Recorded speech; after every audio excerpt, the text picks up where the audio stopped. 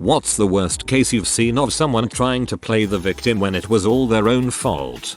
I was in a crowded parking lot, driving around looking for a space. There was one car ahead of me. The car ahead of me stopped, so I stopped as well. I'm not sure why she stopped because there were no empty spaces and no one was pulling out, but whatever. Then, before I even had time to react, her reverse lights came on and she came flying backwards towards me. I didn't even have time to honk. She slammed into the front of my car, got out of her car, and started screaming that I hit her. When officers arrived, she was crying and shaking and complaining that her neck hurt, and cursing me for slamming into the back of her car. Thankfully, 2 people had been walking through the parking lot when this occurred and told the officer what really happened. Later, the driver of the car that hit me tried to tell her insurance company that I knew the witnesses and that's why they lied. I didn't know the witnesses, by the way. At any rate, if the witnesses hadn't stuck around to give statements, I'd have been screwed. My mom ruined my courthouse wedding, called me selfish and made fun of my shoes on my wedding day, and made me swear to her that I wouldn't tell our family I was getting married until we had a big ceremony, then proceeded to go behind my back and tell people anyway. She is now genuinely surprised that I am upset and going around crying to all my aunts and uncles about how her only daughter will not speak to her. A woman rear-ended my car in the car wash of all places. She failed to put her car in neutral and rolled right into me. She then proceeded to yell at me and insist that it was my fault for not going fast enough. After we finally convinced her that the track always goes the same speed, she decided to blame the car wash employee for making the track too slow. My friend's sister, she doesn't feed her kids nor send the oldest one, 7, to school. Her neighbors reported her to CPS. And now she's posting statuses about how cruel people are for separating a mother and her kids. An older lady walked into a construction area where she knew she wasn't supposed to go just to snoop around when the workers weren't there and then sued because she slipped on a plastic floor covering. She worked there. She knew the area was off limits. Did it anyway. Sometimes my children ask me why they've met my mother but never met my father. I tell them he died a long time ago when I was a kid. In reality, my dad used to be an abusive drunk, and my mother had to kick him out because he used to beat on us kids. We used to spend weekends at his new house, but around the time I turned 10 he told my mother to stop dropping us off, and gave her a shoebox full of all the pictures he had of us. We tried calling him on holidays every now and again, but he finally just told us to stop contacting him altogether. Last year my mother passed away, and he decided to reach out to me and expressed he had changed and wanted to make things up to me. I told him it was okay. I filled him in on how I was doing in life and sent him pictures of my children, but I expressed I was already a man and don't need a father anymore, but he was forgiven for the 20-year absence. He then proceeded to tell me that I'm horrible for pushing him away and abandoning him, that he was dying and just wanted to fix things. So I just explained to him, it's already forgiven, but he abandoned me and I had no time for his foolishness. I wish things would have been different, but he's too much of a bad influence to allow in my children's lives. You're a good parent and good person for being firm with him. Facebook drama from a few years ago. This girl was leaving a bar drunk, and she backed her car into the car of someone she was an acquaintance with while exiting the parking lot. Then the next day went off on him for telling the police he saw her do it, when he knew she was poor and could have just said he didn't see it and had his insurance pay. She kept digging a deeper hole and all the replies were like, "B, don't drive drunk." It was glorious. Insurance would pay for it either way, but this way her premium goes up, not his. If he reported it as he didn't see who did it, it would show as an at-fault accident on his driving history, if in the US. My ex-husband got arrested for having child pee. He blamed me, saying it was my fault. He was so depressed he went looking for it. This is messed up. I'm sorry you had to go through that. I lost a lot of weight, 150 lbs. My overweight friend didn't. I don't care. She's my friend. I love her. I tried on a pair of size 12, size 8 US jeans, but they were too big, so asked for the smaller size. Before I could try them on, my friend stormed out of the shop, and when I followed her she screamed at me for rubbing my weight loss in her face. I lost the weight in 2015. I've been this size for 4 years.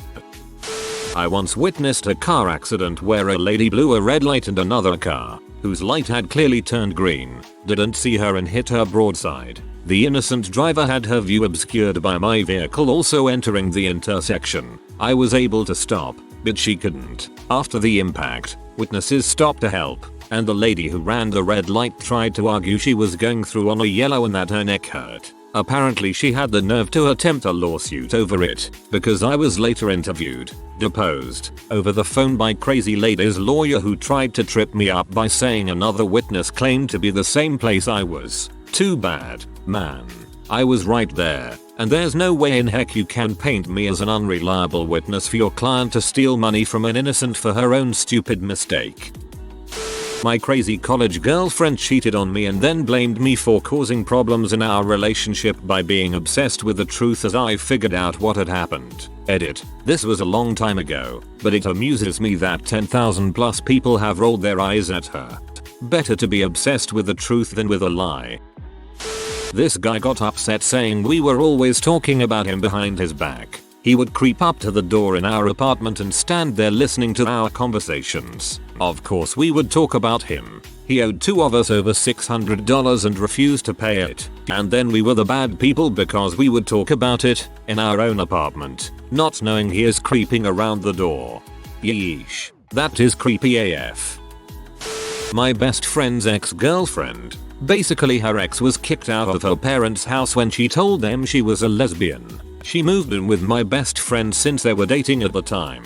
At first she told my GF that she was too depressed to find a job. My best friend was okay with that even if it meant she'd have to work more, which she did. She even found a second part-time job. For the next 6 months, whenever my best friend asked her if she found a job she'd always get the "I'm too depressed" response. Eventually my best friend finds out her girlfriend cheated on her. Her excuse for cheating was "You're always at work and never have time for me. I need someone who will be there for me." My best friend kicks her out and then her ex blames her for having to move back in with her parents. The kicker. Turns out her parents never really kicked her out. She was just tired of them telling her to get a job. Whoa, real piece of work, that one. Local business owner friend asked a lot of his regular customers to invest in his new business in Atlanta by buying shares. I bought in, knowing we wouldn't break even for at least 3 years, but that he could sell religion to the Pope.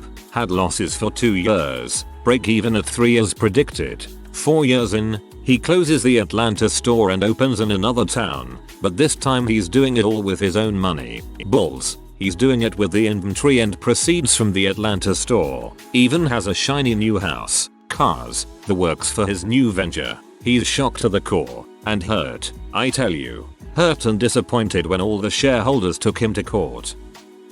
My sister's friend was beaten up by her boyfriend and stayed the night downstairs of our house with her 3 kids. Next day he comes around, starts cursing her out saying she stole his kids, grabs the baby and starts walking away with him. She chases him trying to get the baby back and he punches her several times in the face. My brother intervenes and separated them. This butthole leaves and brings back the cops to arrest my brother for assault. My brother, our whole life, has blamed our middle class upbringing for him taking zero responsibility. He's basically a 40-year-old version of "No one gets me." He spends his money recklessly, has turned down opportunities to advance himself in lieu of making YouTube videos in his shed ranting about how richies keep him down. It's pathetic. Richies. Damn it. Stop calling me Richie. It's Richard. And will you please get back to work? When I was teaching, I had a student I adored who had some behavior problems. I did everything I could to support him. One day, we were taking a test and he was talking. I reminded him several times that talking during a test is not allowed, and I would have him go in the hallway if he continued. He continued talking, so I told him to go into the hall. He called me autistic on his way out, his favorite insult, and so I wrote him a referral. I called his parents and they didn't answer, so I sent an email explaining what happened, that he got a referral, and that I hope we can work together to help him manage his reactions. His mother responded saying that my behavior is unacceptable and that she is done speaking with me and I will hear from her lawyer. She went all the way up to the district level to complain about me, telling all sorts of lies and making me look like a horrible person. I don't teach anymore. My mother. She pulled the old going to the store routine when I was a kid. She called 3 days later from halfway across the country bitching because dad had shut off the credit cards. To this day she tries to make my father the bad guy for her failed attempt at abandoning her family. They divorced shortly after, and I stayed with dad. I've always been second rate to her for being, in her words, disloyal. Your father was a smart man. My fiance's manager tried to strong arm her into staying at her current job instead of taking one that won't destroy her mental health, then cried about how no one at work likes her. A friend's baby daddy makes no effort to see his kid on his court-approved visits, but when she won't let him see the baby any random time and he asks, which is her following court orders, she's a bee and keeping him from his child. My cat plays with the closet door and sometimes shuts himself in. Then I get an angry cat yowling to get let out and acts like I'm the one that locked him in there. Or just cats that want to leave the room right after they enter. I open the door and he just looks at me and meows. Usually he just wants to get picked up and snuggled, but I can only do that for so long. He probably also just wants food. Cats are just need food scream machines. I ain't trying to make a chonker over here though. A former friend and housemate, who I stupidly let live at my place rent-free and who I gave some pretty significant help towards lawyer fees, lost her mind when I started voicing my concerns over her new boyfriend. She was still technically married to another man, and the new boyfriend was into all sorts of cultish, new age, spirit science craziness. Oh, and they would do things like make these lavish meals in the kitchen and not clean up, or block my car in the driveway. Then she went on a rant in which she compared me to her abusive soon-to-be ex-husband because I hadn't put away a container of cinnamon immediately after using it. When I served an eviction notice to the B-bomb, she gave Academy Award level performance for melodrama of her own making. During a Sunday liturgy, I gave the priest the proper intonation for the Gloria in Excelsis, but he started chanting the Sanctus instead, which comes much later in the Mass. No one knew how, or if, to respond, so the place fell silent. Afterward, the priest blamed me, the organist, for giving him the wrong intonation instead of simply admitting that he wasn't infallible and had made a simple mistake. Username checks out.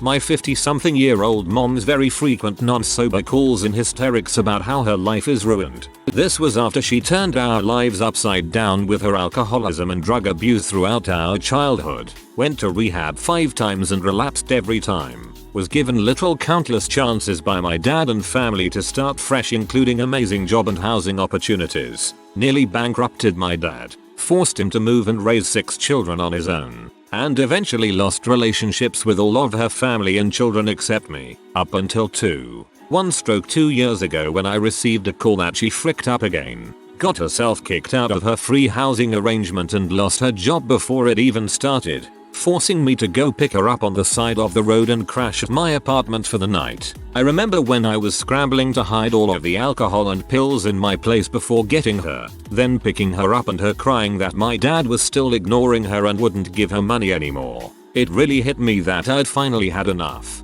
Victimizers, am I right guys? Yet, there is an end to the rope. My ex cheated on me and I left him. He said he cheated because he felt like he couldn't please me in bed and it made him insecure. Mayo. I manage an outpatient drug and alcohol education treatment center. We're licensed with the state so that anyone who gets a DUI has to go through an evaluation process and complete some form of the education treatment program dependent on that evaluation, in order to get their license reinstated or satisfy a probation requirement. Every state has its own version of this for alcohol or drug related driving offenses. Everyone has to do it and no one is exempt or special, regardless of whether they won or lost their criminal case in court. There are those who very obviously made the mistake of driving after a couple glasses of wine, had a back just over the legal limit. They realize they fricked up and they usually end up in the lowest level. They get it done.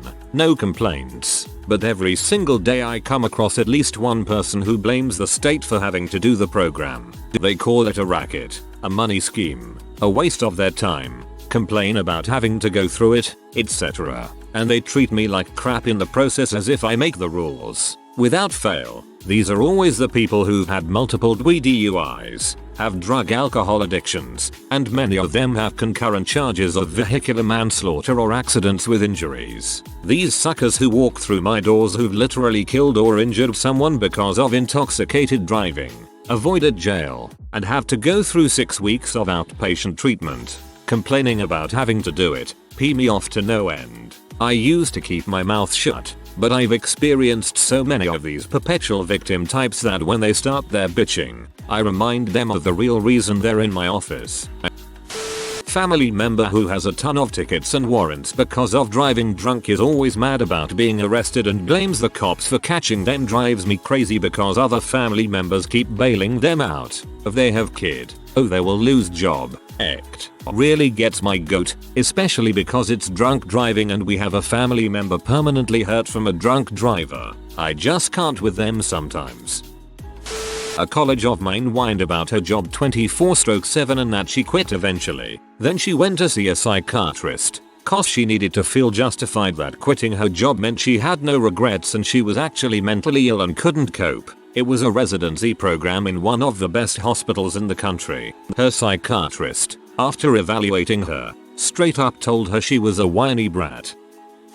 Recently I went out on a date with a guy. During the date he proceeded to hit on someone and get their number in front of me. Apparently it was my fault because I'm bisexual, so clearly that meant I'd be interested in her too. I was just like, I am genuinely curious at how people think bisexuality works.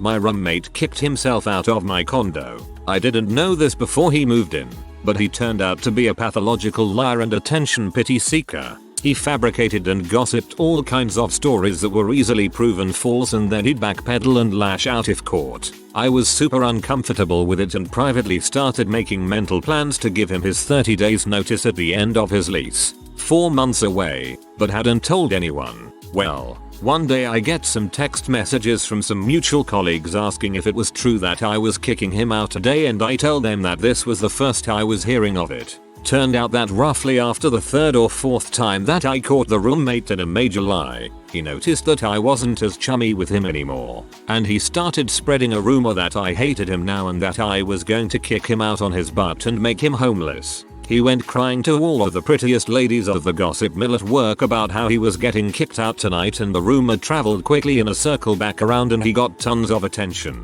So that night he comes home from drinks with his gossip entourage and starts yelling at me about how he'd heard that I'm evicting him and demands to know if the rumor was true that I was going to kick him out tonight. I told him nope.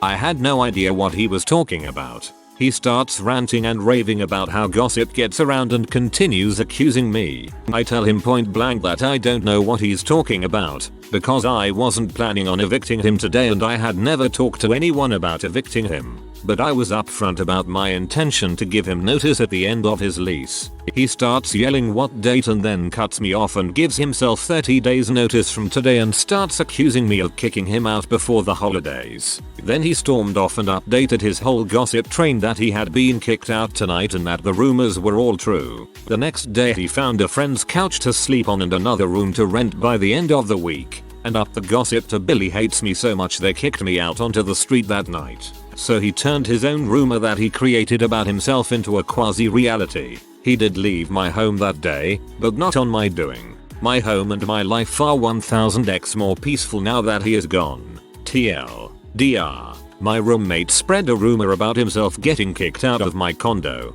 confronted me about the rumor as if I had started it, and during the confrontation gave himself notice and kicked himself out. That's a new level of stupidity I wasn't prepared to learn of. Not the worst case I've had experience with, but when I kicked my abusive ex out of my house, he started playing the homeless victim card bad. Understand, when I kicked him out, it had been 10 months after we broke up. He strong-armed me into letting him live with me when I got a better place and he got kicked out of his friend's house. I was the only one working. He refused to watch our child while I was at work. He would get aggressive and violent if I even talked to another guy, and there were multiple cases of my best friend and only ally would have to basically kidnap me to get me away from him and keep me safe. Yeah, it was all just a freaked up mess, but he started telling everyone I was this crazy horrible person, how I kept him from seeing our daughter, and how I was being a bee because I was jealous. For years afterwards, everyone believed him, and I lost every friend I had. Thankfully, this story got a happy ending. It's been years since this happened, and now I'm in a healthy, happy, and safe environment. I met and married an amazing human being who held my hand and had my back when I started going to therapy to heal the wounds that were left, and is the father of my youngest. My daughter is now 9 and is an amazingly sweet and strong girl. And I have an amazing group of friends who are the best support team no could ask for. A girl I know who's a complete drama queen got extremely drunk a few weeks back and got into her car to go to her ex-BF's to start crap with him. She put the car in drive and passed out. It rolled forward and hit a vehicle that was parked in front of her. When the police showed up, they found her passed out behind the wheel, with her car in drive smashed into another car, and charged her with driving under the influence amongst many other things. She wants to fight it because she technically wasn't driving at the time and because the police were bullies for arresting her. She's going to start a GoFundMe because she needs money for a lawyer to go after the police and teach them a lesson. All she does is complain about how they were being unfair and should have let her go. Guy breaking up with me to be with another girl, then expecting me to sympathize with his hurt. No, you spat me out like gum. I'm calling you out. Don't claim you don't deserve it. I don't talk to him anymore. Ex-husband. Never got a job until I literally got him one. When I got out of the military, he wanted to move to a particular town he used to live and work in. Despite his current employment and me getting a really good job offer as a civilian on base, we agreed that he'd get his prior job back. He assured me he was cool with the manager, and I'd use my GI Bill to finish school and raise our son, since I'd missed his first steps being in the military. 10 months later, I've had to get a job and run through my savings, and I find out from one of my best friends, who ex-husband had worked with at the job he was assured to get, that my ex knew the manager didn't work there anymore and wasn't going to get his old job back. So I'd given up a good paying job for a crappy one, used up my savings, etc. I told my ex that I wanted a divorce in November, after he forgot my birthday, and moved out mid-December. Mind you, I'd paid out my lease until it ran out at the end of January on the condition that he mind our dogs because I couldn't afford both apartments and a pet deposit. All I said when I left was, I wanted him to get a job and be a dad. Those were literally the only 2 conditions I ever put on us working things out. In a hoe, get the dogs back and they're malnourished, and ex had told everyone that I was an evil bee for leaving him high and dry. This was in 2013ish, and eventually every one of his friends has kicked him out for not getting a job. He does have a job now, and likes to brag about things he and his girlfriend do and buy. I'm not mad at his girlfriend, but I feel sorry for her because I know for a fact he cheated on her multiple times, and for the first few years of their relationship he chose her over our child. As in, he disappeared for 2 years and blamed me for that as well, when I begged him over and over to be a dad. So when he says I'm a bee and only see him as a source of child support, he's not wrong. Cheaters on our rant or are off my chest. I'm so torn between these 2 men. Woe is me. Happens repeatedly. One guy victimized himself for catfishing. Claimed it was totally harmless. I believe he was just trying to prove to himself that he isn't a terrible person. This girl who was in my school made a hate account against herself and got super P if anyone insinuated SP it was her. She'd say crap like maybe this person is right when one caption was the world would be a better place without this P, etc. My cousin basically screwed up her own wedding by doing things like firing her maid of honor at the last minute because the maid of honor took her husband to the hospital rather than coming to the hair appointments. Getting pissy with our grandmother for not being helpful enough. She's almost 80 and isn't the most mobile. What did my cousin expect? And forgetting to make sure her brother wasn't still running errands for her when the ceremony started, which led to him missing the ceremony. And then she winged for the entire reception and a significant period after about how her wedding didn't go the way she wanted. I'm a nurse. The nurse I gave shift report to was later seen in a contact isolation room without a gown or gloves on. She claimed she had no idea because I did not tell her in report that it was an isolation room and she needed to wear isolation gowns. I was called and woken up and yelled at by my boss because the other nurse was in the room. Not me. Her. So I got in trouble and was told to think of her kids. She has 2 little kids at home who you could have contaminated by not telling her to put gowns on. There is literally a giant colorful poster in front of every isolation room that tells you to put a gown on before going in. Like you have to push this poster out of the way to even go into the room. If that's not the biggest balls point the finger, then I don't know what is. And that was the moment I learned I couldn't trust my boss because she was the head of that clique. If you are new to the channel, you can subscribe. I publish new videos every day. Until then, check another video.